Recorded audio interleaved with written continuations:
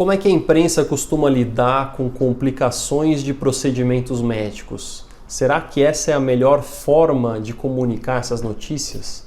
Sobre isso que eu vou falar no vídeo de hoje. Bom, essa semana teve um caso trágico, um cirurgião pediátrico no Piauí foi trocar o catéter de uma criança, um catéter de hemodiálise, um caninho ali, basicamente, que fica para trocar o sangue dessa criança. O catéter infeccionou, ele foi trocar e teve uma complicação, acabou pegando a artéria. Ele fez o procedimento guiado por ultrassom, como recomenda a técnica, mas acabou pegando a artéria, essa artéria teve um sangramento, ele até reabordou a criança, mas a criança faleceu. A criança tinha 6 anos, enfim, um caso trágico.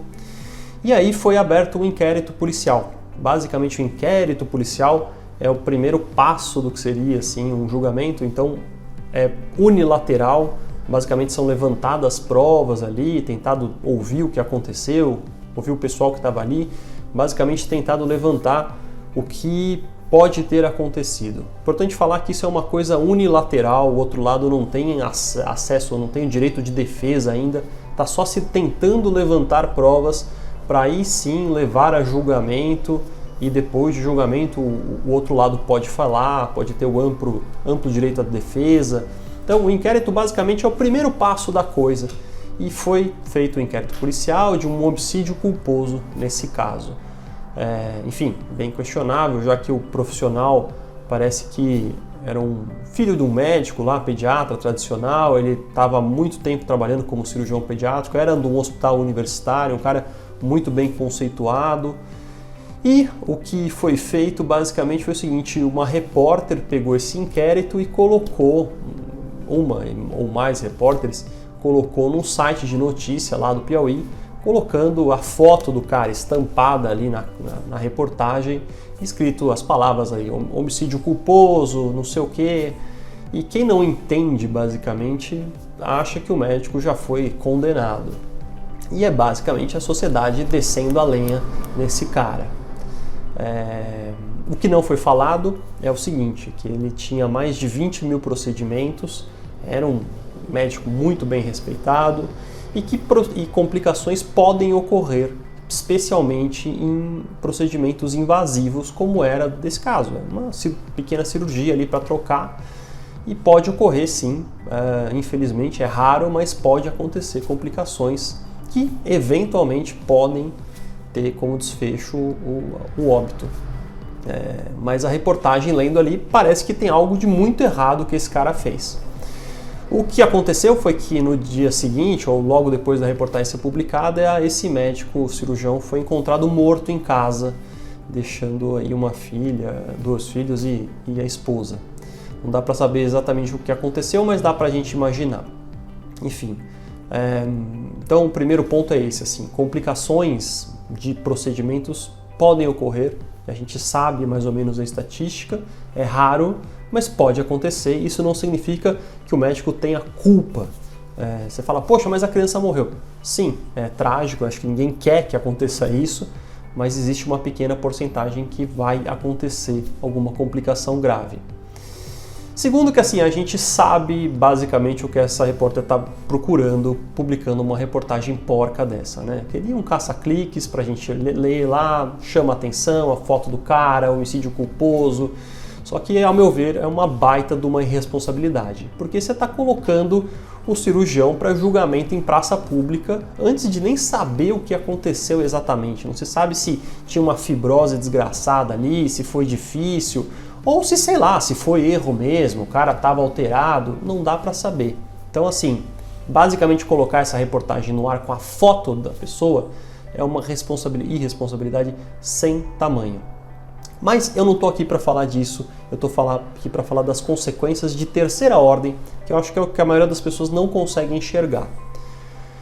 Quando eu prestei medicina, no ano 2000, eu entrei na faculdade em 2001, as melhores cabeças do meu colégio, quem tinha nota mais alta, quem era mais dedicado, queria prestar medicina. Era o sonho, enfim, tinha lá o cara que era o expoente de exatas, humanas, tal, tinha outras, mas a maioria das pessoas que tinham mais nota, que estudavam mais, queriam prestar medicina. O que você acha que uma reportagem dessa faz com o cara que está prestando medicina agora? O cara que tem uma nota boa, o cara que é aluno dedicado, o cara que é brilhante. Será que ele é estimulado com uma reportagem dessa a prestar medicina? Ou será que ele vai querer ser gestor de fundo de ação, trabalhar no mercado financeiro, que basicamente é o que bomba hoje em dia? Né? Na minha época, enfim, as pessoas queriam, o sonho era prestar medicina, não só porque ganha bem, acho que continua ganhando bem, médico ganha bem no Brasil frente às outras profissões, mas a forma como a mídia lida com os médicos e até assim o respaldo que a gente tem perante a sociedade tem diminuído. Não sei exatamente culpa de quem, mas isso tem diminuído. O prestígio que existia na época do meu avô era um cirurgião, era um, na época do meu pai era outro, na minha época é outro, definitivamente menor. Acho que a gente pode discutir, tem coisas boas, coisas ruins, mas enfim, tem diminuído. Uma reportagem dessa, você acha que o cara que está lá, melhor aluno do colégio, ele vai querer prestar medicina? Eu, como integrante da sociedade, gostaria que as melhores cabeças virassem o neurocirurgião, fosse o cara que transplanta fígado para operar o meu pai, fosse o intensivista que vai passar o dreno de tórax na minha mãe. Eu gostaria que, como sociedade, a gente incentivasse isso. E não que a melhor cabeça fosse para o mercado financeiro para ver se a Magalu vai subir ou vai cair, para emitir o relatório se a Petrobras vai estar valendo mais ou menos com o governo Lula. Com todo respeito a gestor de fundo de ação, é um trabalho importante, mas eu, como membro da sociedade, gostaria que as melhores cabeças tivessem ali para operar a cabeça, operar o coração, para fazer procedimento invasivo. Uma reportagem como essa não ajuda em nada.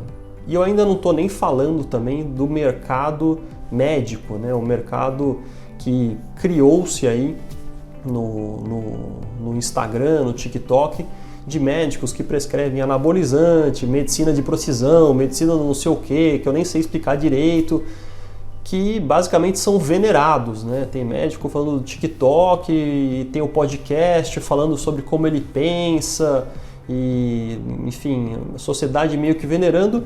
E esses médicos, o coitado do médico cirurgião pediátrico que faz a carreira, que demora 11 anos para o cara cair no mercado, mais especialização, dedicou a vida inteira, tá ali, teve uma complicação dos 20 mil procedimentos que ele teve, é lenha, todo mundo descendo a porrada e uma reportagem porca dessa descendo a lenha no cara. Ao mesmo tempo que tá lá o guru do médico, da anabolizante, da bomba, não sei o que, falando sobre como a filosofia de vida dele sendo venerado por todos nós.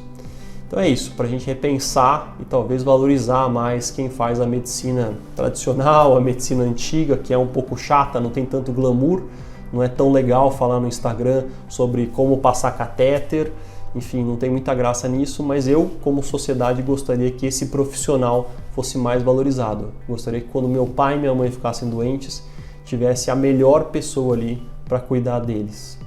Então é isso aí. Até o próximo vídeo. Tchau!